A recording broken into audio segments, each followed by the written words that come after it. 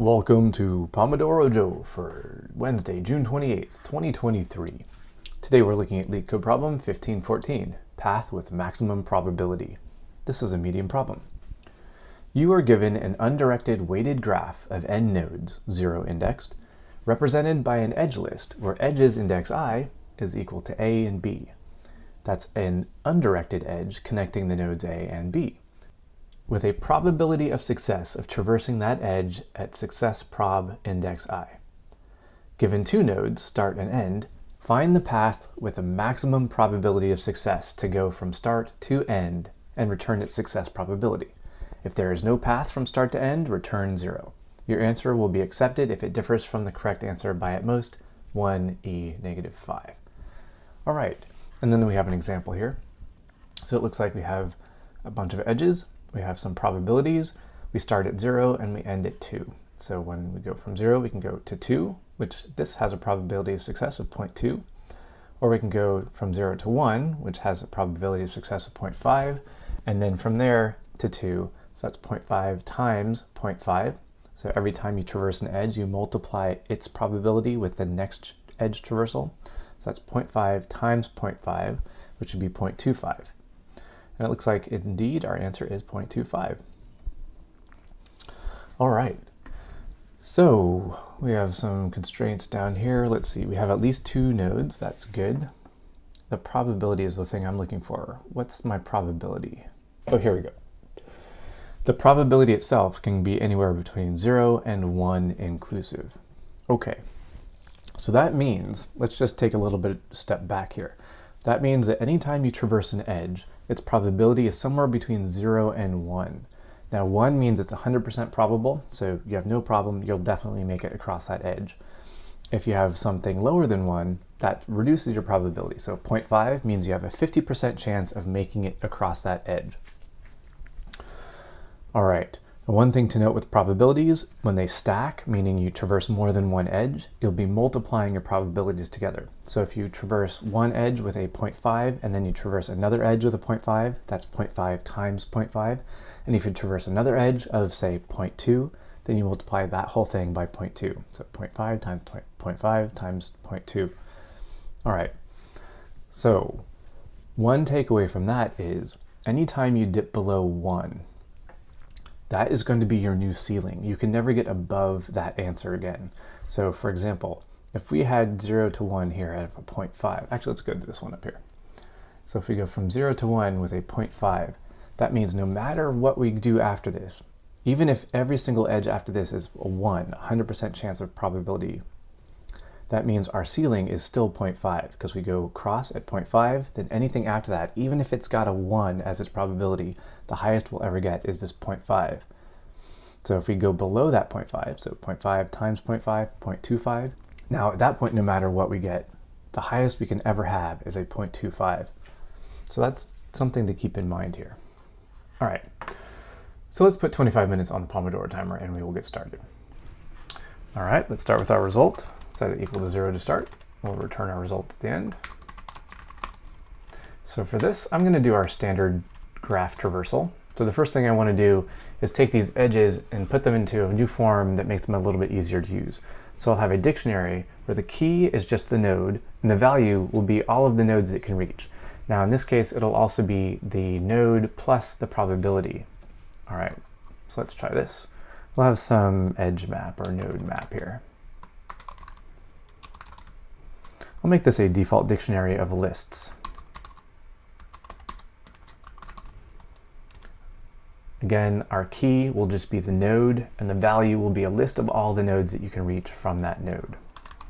So for every edge, or I think I need to use the index because I need not just the edge, I need to get the probability as well. So for every index in range, length of edges. All right, let's see. We have our edge, and that's just going to be edges at index I. And we have our probability, and that'll just be the probability here at index I.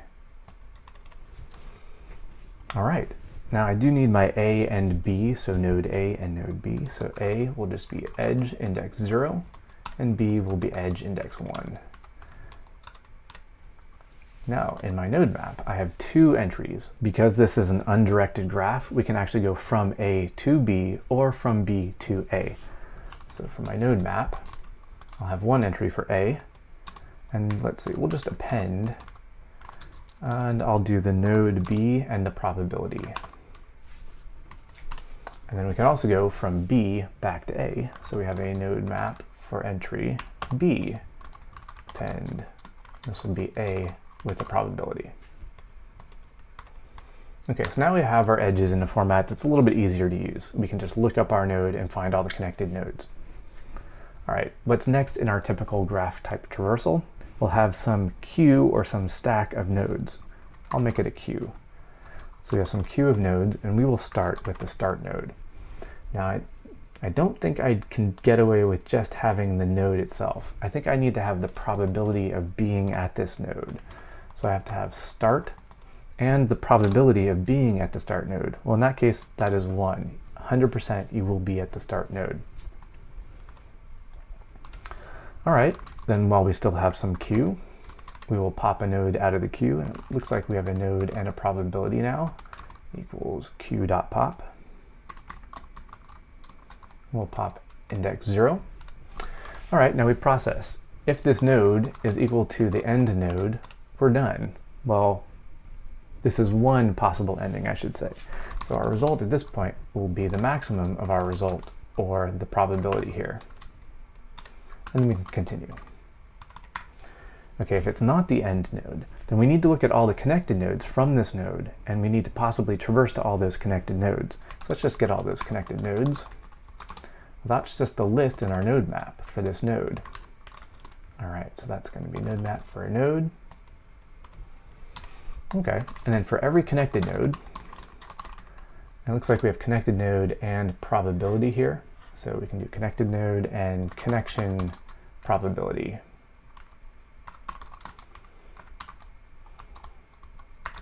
In our connected nodes.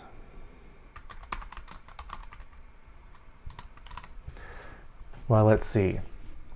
I guess we want to follow this if we already haven't followed this connection. So we might need to keep track of either the visited nodes or the probability of reaching this node.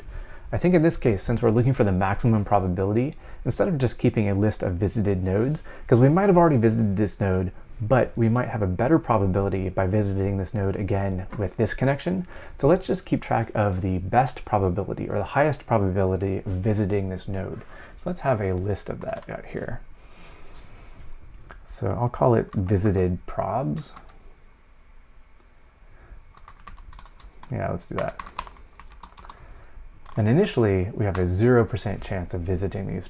So that's times n.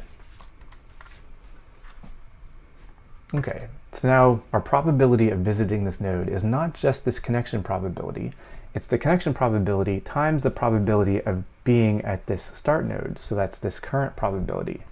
All right, so we have some new probability here. That'll be equal to our probability times the connection probability. So that's the probability of being at this node times the probability of making it through this connection. Now we can check, is this probability better than our existing probability? So if the visited probability for this connected node is less than this probability, then this is actually a better option. Let's see, this is called new prob. If that's the case, then let's make this traversal and let's add this node to our queue for future processing. We might have a better path down to our end node through this node. All right, so in that case, let's see, let's update our visited probabilities here.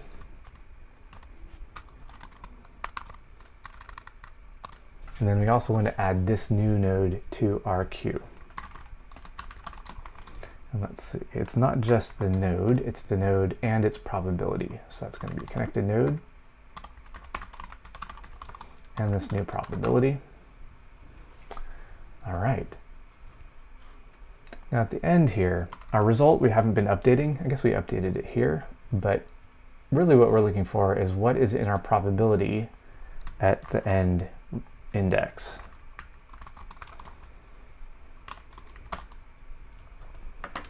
All right, let's see. Do we need to update this here then? We might not need to actually update this here. If the probability is already at the end, yeah, we might not need this. Let's take this out for now and see. Okay, let's see how this goes.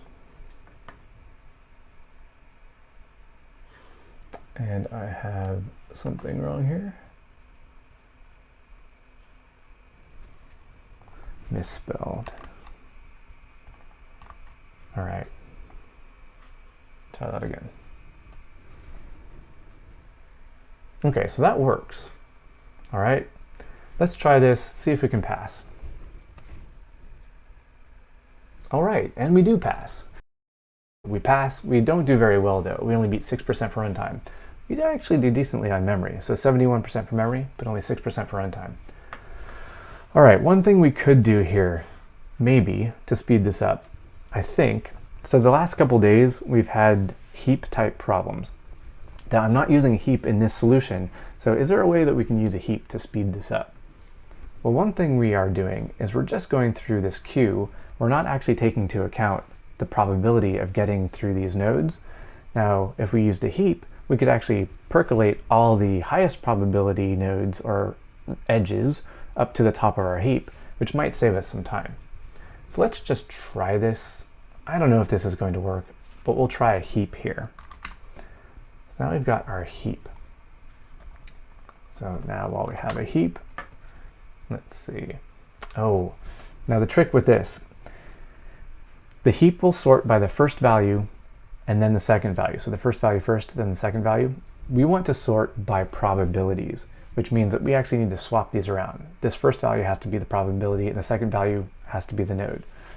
The other problem with the heap, in Python, by default, it's a min heap, meaning the minimum value will be at the top. Now we want a max heap. We want the highest probabilities to be at the top of the heap. So the way around that is to make your probabilities negative. So the higher the probability, the more negative it will be, meaning the more minimal it will be. So it will end up at the top of the min heap. But then you have to remember to negate that probability when you use it. So what we do here is we swap these around. This will be a -1. Then we have to swap these around.